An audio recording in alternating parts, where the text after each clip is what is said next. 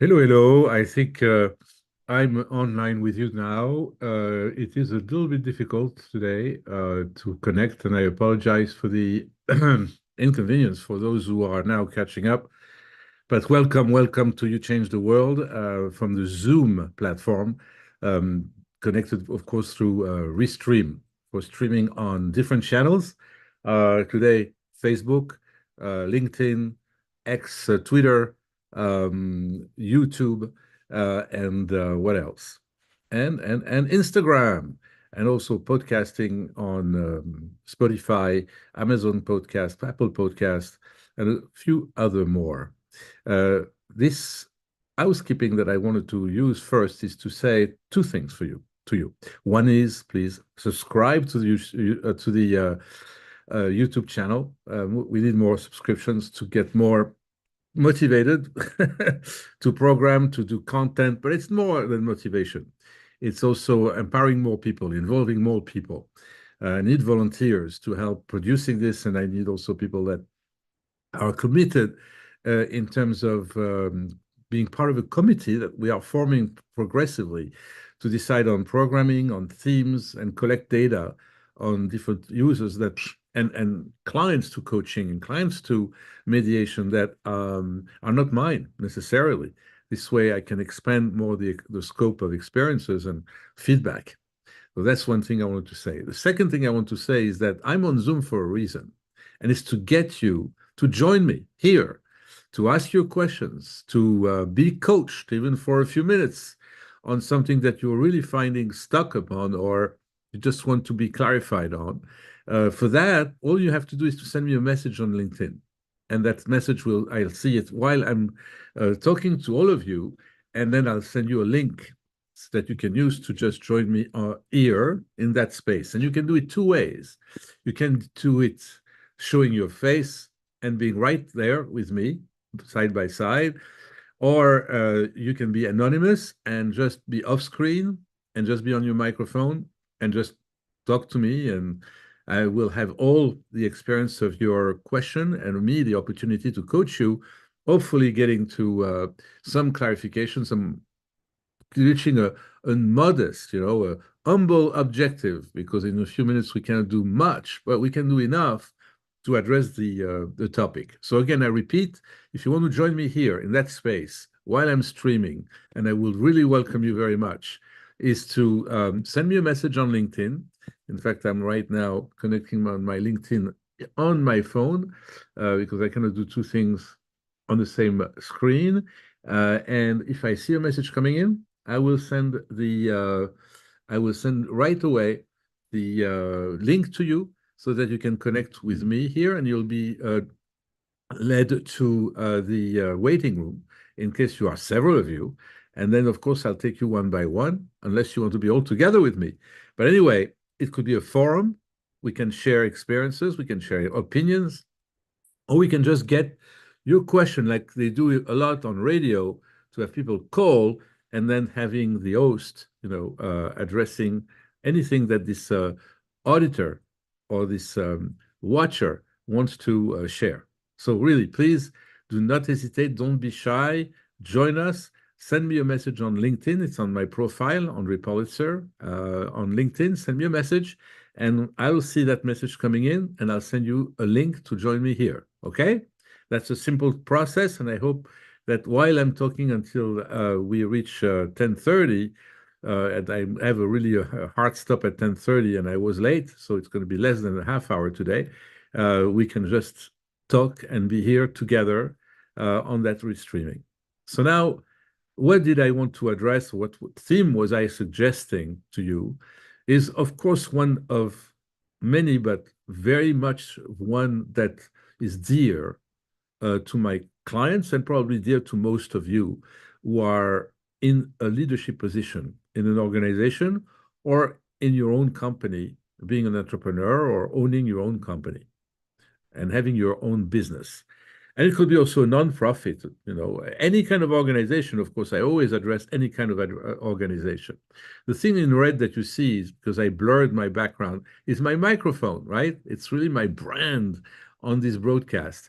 But I was just coming into that theme. The theme is trust, building trust. How do you build trust? Trust is probably the key, the general key, right? The core key of being able to lead anything, lead anyone, lead even your family if you'd be a family whole, a family head. I mean, whatever is your position, you want to have an impact on someone else. And I don't know if it's always on the position of a leader. Trust is your passport, right? Trust is the key to get engaged and to get into a relationship. How can you have a relationship if it's not with a minimum amount of trust?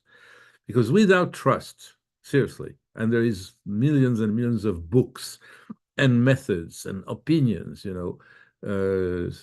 that are famous and are very used out there in the world, so that people try, to build trust in their environment.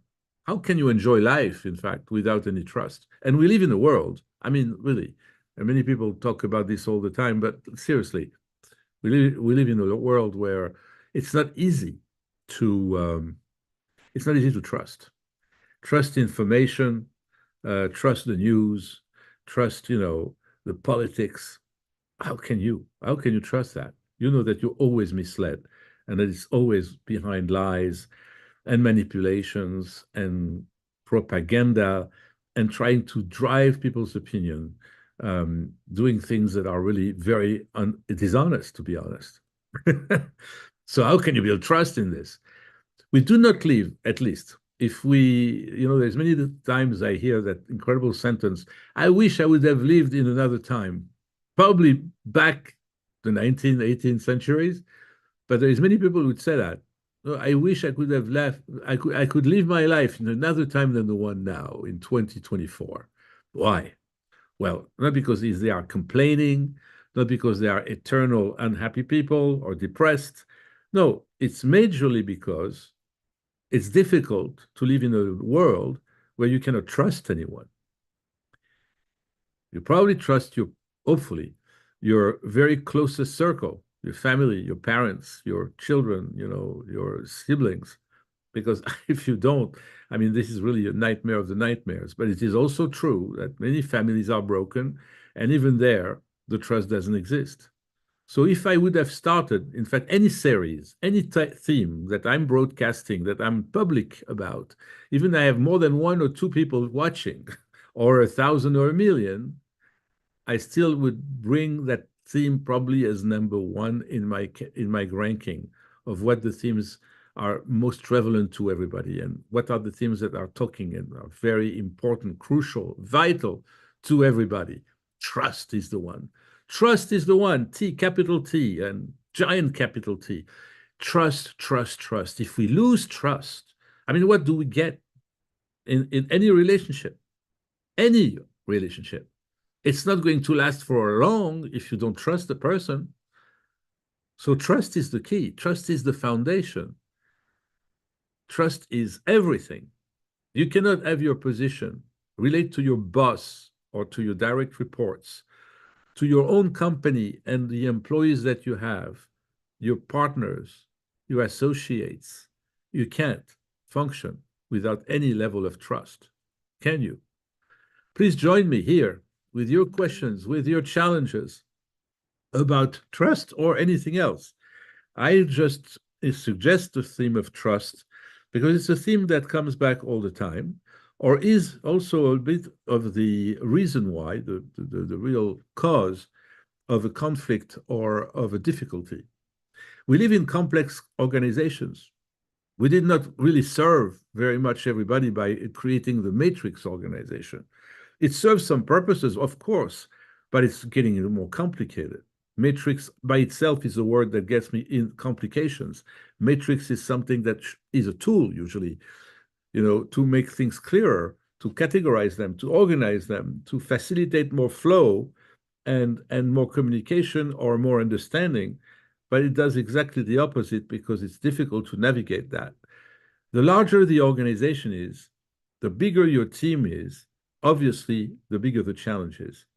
You always will need one lieutenant one person that you trust in your team so that you can really manage the rest of the team. Without anyone trusting you or you trusting them, I don't think you're going to be successful. So how do you do that? What is the conduit? What's the tool, the generic tool, I would say, to engage a relationship and put in there a certain level of trust? But I'm going to say almost unconditional trust. But you will base this trust on lower expectations, probably, at least at the beginning of the relationship. But you'll have a minimum of trust because the person brings you a different amount of credentials. You hire someone in your team, and it's an investment of time, investment of money, because you trust that this person can be trusted for the responsibility that you hire that person for the role that this person is going to play, right? So that trust is based on different things. We have a resume, referrals. You're going to check it out. You're going to do some investigations, about that potential employee. They're going to fill out different forms and non-disclosure and kind of things that, engage the person's signature and legally engage the person. Sometimes you can get even trust or leverage someone by having a legal advantage. The legal advantage being that I'm the employer, for example, you're the employee, and there will be different things that are connecting to this relationship that regulates the relationship and obligates each party to some obligations, obligate them in terms of rights, in terms of provisions, and all the terminologies that are used to define the relationship between the two parties, right? But that exists in all relationships. And cultures are so different from one country to another, from one continent to another. Languages are different. So if you include all of that into the communication and the trust level, they are complicated data and criteria that you use to judge and see how trustworthy these people can be or how much trust you can put in that person or this amount of people that you have around you. All right, so I said everything about this, but I did not still give you a key. I think, I believe that the key to engage trust is to care and very much to be sincerely caring. And I will tell you, do not fool anyone with this because nobody gets fooled. You care for someone, it's totally sincere, and the person will get that as you deliver it, as you express it, as you give it. You're a giver here. You give care. You are caring for this person's future, for this person's success. You are caring for this person's well-being, for this person's happiness, for this person's health. You very much care when someone tells you, well, I'm going to now go on a maternity leave because I'm going to give birth to a child in a couple of weeks. You care that this delivery will happen well, that the child will be healthy, the mother will be healthy, and that the person can really go after this and have a maternity leave and not be punished by it, but be prepared for it on both sides and very compassionate and empathetic about the fact that the person goes through something difficult. It's difficult, it's painful, but it's not only that for the mother and for the father. It's just a new child coming to the world. We need to give that child our full attention, and the company participates by giving that maternity leave. That engage trust because you're caring and you give the person, the employee here, an opportunity, to live her life for the mother and for the father also, and prioritize life over work. And that's work-life balance. But both sides understand each other very well. Just that example, I think, is enough to say what is caring and what is trusting. Why caring would, in fact, trigger trust?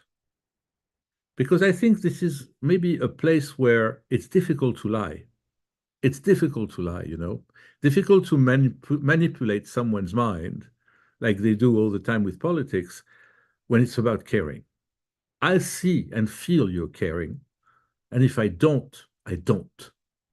And I don't have to be so intuitive and sensitive to see if you're really sincere in your caring about me. The caring side, the caring theme, the caring is the trigger to trust. The more you demonstrate that you care, the more situations are going to be there to prove each time your consistency about caring for this person, and the more the trust is going to build and get stronger and stronger. If you think about it, just think about it, with friendship, with any relationship, isn't that but caring that is building that relationship, that friendship between the two of you? If there is two friends to talk about, why two people who go to war? God forbid, right? But if there is two people, I always see this to be a good example of two friends that remain friends for a lifetime. Those who went on the front fighting and caring for each other's life, right? We don't need to go to this extent of a test to find out our sincerity level is about our feeling and our caring for the other one. But it is a good example of how much can it be stretched and tested, that two people are going to remain. And if you look really around, I think that's one of the things I observed, is that people who went to the same army and the same war, especially if they went together through this kind of terrible stretching tests and pain together, that builds really a bounding relationship that is pretty unique. And this is a kind of lifetime situation. I will finish on this, the cultural side. There's some cultures, believe it or not, where friendship is very strong, loyal, unbreakable, and can go for a lifetime. And there's other cultures where it's not. It's usually an episode, it's something very temporary, but sincere while it's happening, or sincere while it's getting and rolling, but the friendship breaks at one point, like maybe sometimes couples do. And in mediation, I see a lot of divorce cases, less these days, because I'm just dedicate more time to coaching. But when I used to mediate, sorry, I meditate a lot, but I mediate a divorce case. It's amazing. I think that again, the reference that I would probably use the most for me to evaluate the case is the level of trust between the two, or the level of caring. If they are parents to the same children and they are getting divorced, right? There's a lot that is going to go in favor of both and make the case less frictional if they both care for their children. And usually they do.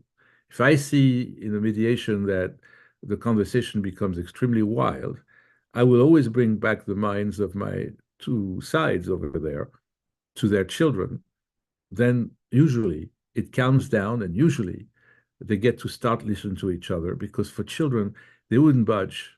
They wouldn't compromise. For children, they will try to really make the effort to communicate. And I'm not saying getting along or getting back to marriage, but definitely to be parents. And that they have to do it together. So I think all of these that I'm saying are examples, very tangible examples for all of you now. That I hope, and I'm sure they're talking to you, they resonate, because trust, here, I said it for the first time this way, is triggered by caring. You care for your employees, you care for people around you, and you're sincere about it, and you're consistent about it. That will create a strong bound between you and the people, and definitely will create the trust that is needed to facilitate collaboration, facilitate common lives under the same roof, in the same workplace, and in the same space with the same people, and having and sharing challenges together, and sharing goals, objectives, and have a growth mindset to make these things happen, and then contribute to a company's growth, to an organization's growth, to growth, growth, growth, individual growth, collective growth, right? So I hope this speaks to you. I'm reaching the 30th minute after 10 a.m. here in New York. I thank you for joining me today.